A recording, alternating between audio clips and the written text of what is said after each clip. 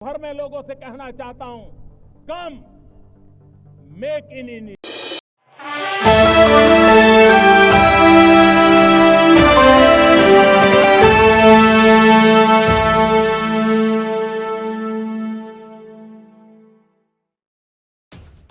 तीर्थराज प्रयाग में सूरज की पहली किरण के निकलने से पहले ही घने कोहरे और कड़कड़ाती ठंड के बीच मकर संक्रांति के पावन पर्व पर महाकुंभ नगर में श्रद्धालुओं का जनसैलाब उमड़ पड़ा। महाकुंभ के प्रथम अमृत स्नान पर्व पर पूरी दुनिया भक्ति की त्रिवेणी में समा गई।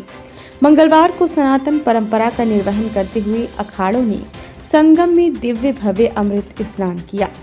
भाला, त्रिशूल और तलवारों के साथ बुद्ध कला का अद्भुत प्रदर्शन करते हुए घोड़े और रथों पर सवार होकर शोभा यात्रा के साथ पहुंची नागा साधु संतों की दिव्यता और कर्तव्य देखकर श्रद्धालु निहाल हो उठे। अखाड़ों के आचार्य मंडलेश्वर, महामंडलेश्वर और आचार्य महामंडलेश्वर सज धज कर रथों से संगम तक पहुंचे। देश ही नहीं, दुनिया भर के संस्कृति प्रेमी एक तट पर इस दुर्लभ घड़ी का साक्षी बनने के लिए ब्रह्म मुहूर्त में ही उमड़ पड़े।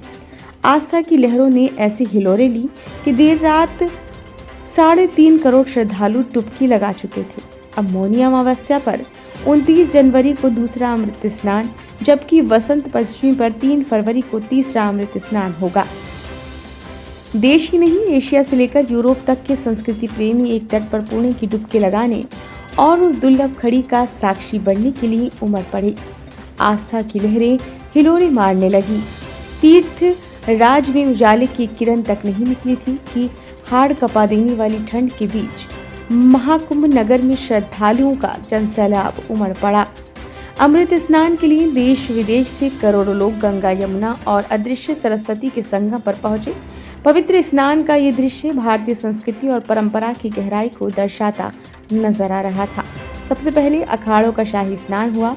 पंचायती निर्वाणी अखाड़े के नागा साधुओं ने भाला, त्रिशूल और तलवारों के साथ अपने शाही स्वरूप में अमृत स्नान किया। साधु संत घोड़े और रथों पर सवार होकर शोभा यात्रा में शामिल हुए। उनके साथ चल रही भजन मंडलियों और श्रद्धालुओं के जयघोष ने माहौल को और दिव्य बना दिया। इससे पहले महाकुंभ के प्रथम स्नान पर्व पौष पूर्णिमा पर 1,75,00,000 लोगों ने पुण्य की डुबकी लगाई थी। सबसे पहले रथ पर सवार होकर महानिर्वाणी अखाड़े के नागा सन्यासी और महामंडलेश्वर अमृत स्नान के लिए पहुंचे। उनके पीछे भस्म से लिपटे अटल अखाड़े के नागा तलवार भालों के साथ जयकारा लगाते चल रहे थे।